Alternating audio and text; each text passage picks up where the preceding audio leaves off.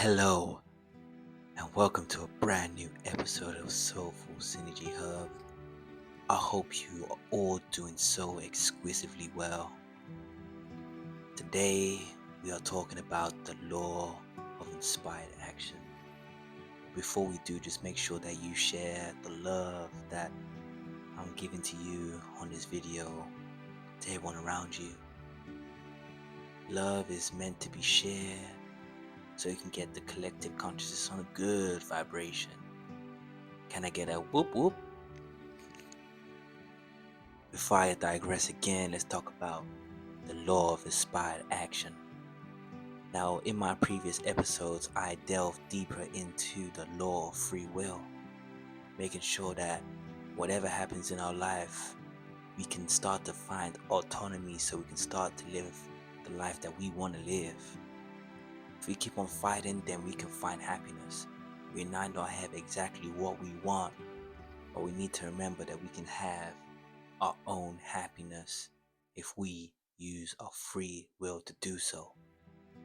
So the law of inspired action talks about taking real and inspired actionable steps in order to achieve your goals.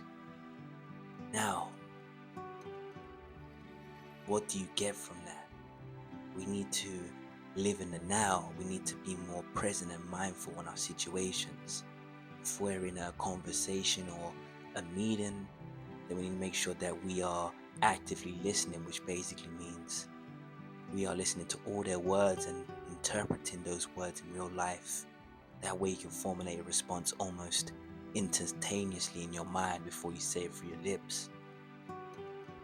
It might be harder to do this than usual, but just make sure that you listen to people's notes and take your own notes if necessary. Also, you have to be willing to trust what you are going through and what you're feeling. Once you do that, you could think about more how you could accomplish these things and do in a way where you don't hurt anybody, and it will be for the greatest good of yourself and humanity by extension. We do that by turning off the lights, getting all digital equipment away from us, and just being in a meditative state. From there, we can start to get in alignment and find what we truly need to desire. Once we do that enough, we can get a turning point where we start to align and we start to see the visions, and we find out what makes us truly happy in this world, and we start to find a career, we start to find a hobby, we start to find interest that align with those desires.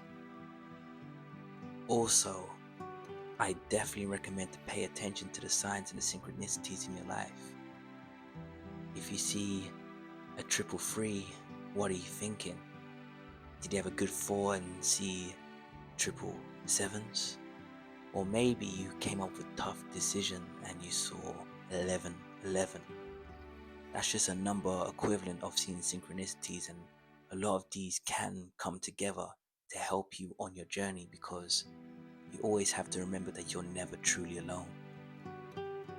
These synchronicities can extend. Somebody might say something to me. I'll tell you a quick example of me. Somebody kept on talking to me about Brazil, and now I hear Brazil everywhere.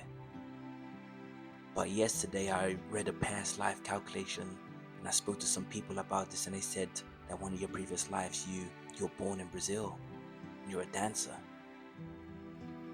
But this was 100 years ago, so I don't know, maybe it makes sense. But that's the thing, we can't dismiss anything in this day or age.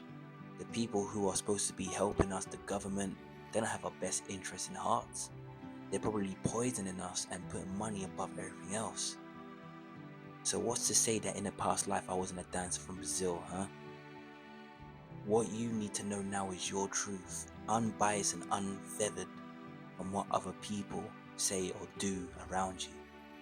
Always reflect. That's the last point. Just make sure that you reflect on everything that you're doing, do introspection, whether that's walking or thinking, and then you can start to take the law of inspired action into your own hands.